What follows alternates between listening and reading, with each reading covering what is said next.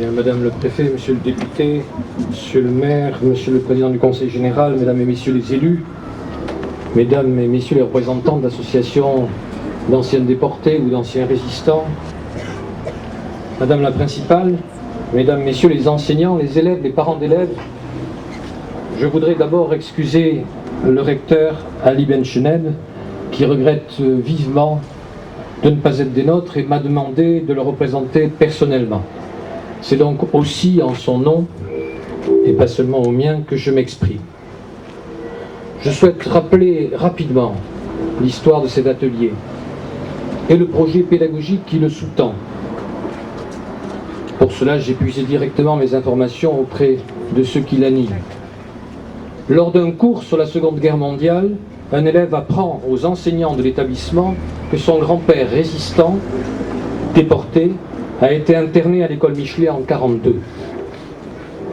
L'atelier d'histoire du collège Michelet est alors créé par deux professeurs d'histoire-géographie, Françoise Moreau et Jean-Paul Lecomte, et va fonctionner régulièrement à partir de 1998.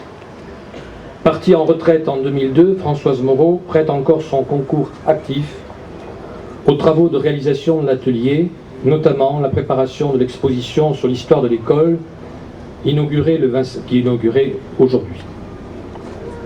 Nommée en 2006, Marie-Paul Fresneau, professeure documentaliste, qui avait participé à un travail pédagogique similaire sur le camp de la Londe à Mons, intègre le projet.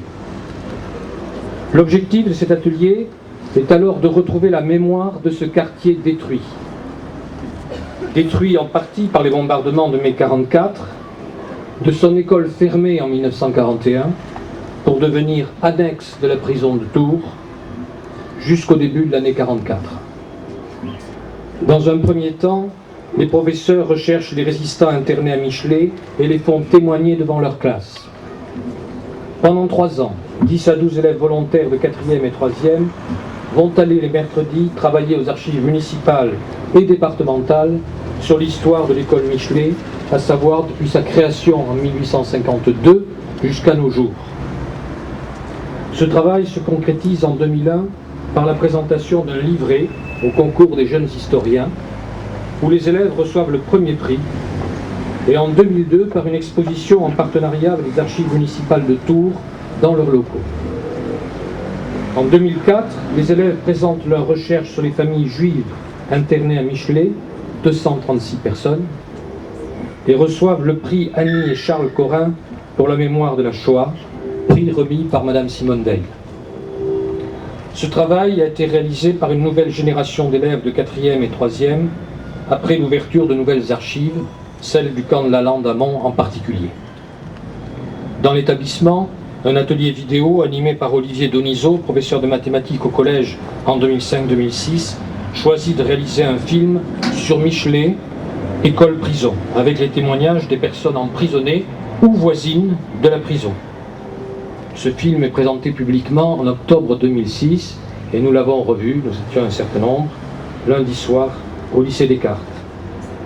À cette étape des recherches effectuées, l'atelier d'histoire décide d'organiser la cérémonie commémorative d'aujourd'hui et la mise en place de l'exposition sur l'histoire de l'école Michelet dans les nouveaux locaux de l'établissement comme aboutissement du projet. Cependant, en octobre 2006, Jean-Paul Lecomte et Marie-Paul Fresneau décident de relancer un nouvel atelier avec 20 élèves de 4e et 3e les lundis et mardis de 16h à 17h selon la disponibilité des élèves.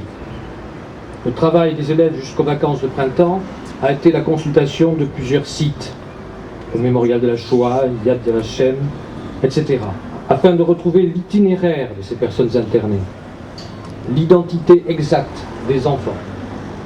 Ce travail a permis de compléter la connaissance de ces 52 enfants juifs morts en déportation, en retrouvant leur parcours tragique et pour certains un véritable nom, ainsi que 5 résistants morts en déportation. Élus, élèves et enseignants ont retrouvé des membres des familles de ces enfants à qui ils ont écrit, en France, mais aussi en Angleterre, aux États-Unis, en Israël. Ils ont collecté un nombre important de documents sur les enfants eux-mêmes, mais aussi des courriers personnels envoyés de la prison, du camp de la Lande, de Drancy et même des billets jetés du train de déportation. Ils ont retrouvé des résistants et des otages emprisonnés à Michelet. Ils continuent donc leur travail de mémoire et envisagent avec le CDDP d'Indre-et-Loire de réaliser un CD-ROM sur la prison Michelet présentant l'ensemble des personnes emprisonnées, de même qu'un livret sur les enfants juifs. Parallèlement à ce travail, en 2007, l'atelier vidéo filme tous les témoignages, les élèves des deux ateliers préparant ensemble, eux-mêmes, les interviews. C'est en tout près d'une centaine d'élèves, Madame la principale l'a dit, qui a eu une forte implication dans ce projet, en une dizaine d'années. Tous ont été marqués par ce travail de recherche, de rédaction, de réalisation, et sont restés en contact avec le collège, ne manquant pas de venir soit présenter leurs films aux élèves actuels, soit prendre connaissance de l'avancement des recherches. Je crois, tout simplement, que cette action est exemplaire. Lors des concours nationaux de la résistance et de la déportation, j'ai à plusieurs reprises souligné le caractère irremplaçable des témoignages des déportés et des résistants. Mais le fait est là, ils se font hélas de plus en plus rares, de moins en moins nombreux. C'est donc le devoir de l'éducation nationale et de ses enseignants de prendre le relais et de perpétuer la mémoire de l'horrible et de l'inacceptable, et la mémoire de tous les faits historiques. Ici, cela est fait de manière remarquable. Un travail rigoureux et minutieux d'historien, très formateur pour les élèves, a été conduit en même temps qu'était mise en valeur l'attitude remarquable, souvent héroïque, d'un certain nombre de résistants et de déportés et de héros de l'ombre. Car il y a eu aussi les héros de l'ombre qui ont aidé les personnes persécutées et pourchassées pendant la Deuxième Guerre mondiale. C'est aussi là une forme de résistance. Et ce sera d'ailleurs le thème du concours national de la résistance et de la déportation en 2008. Tous ceux qui, dans l'ombre, ont aidé les personnes pourchassées. Merci donc du fond du cœur à tous ceux qui ont contribué à cette belle action. Anciens déportés, anciens résistants, ou leurs familles, ou leurs voisins, témoins, enseignants et élèves. À travers cette démarche, j'ai le sentiment que l'éducation nationale accomplit un devoir essentiel, que tous ceux qui y ont aidé en soient remerciés.